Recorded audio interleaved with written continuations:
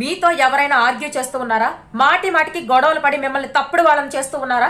అయితే వాళ్ళు మిమ్మల్ని అవమానించినప్పుడు మీ రియాక్షన్ ఎలా ఉండాలో చెప్తాను, జాగ్రత్తగా గుర్తుపెట్టుకోండి. అందులో మొదటిది, ఎవరైనా మిమ్మల్ని అవమానించినప్పుడు, అనవసరంగా మిమ్మల్ని తక్కువ చేసి మాట్లాడుతూ ఉన్నప్పుడు మీరేం చేయాలో తెలుసా?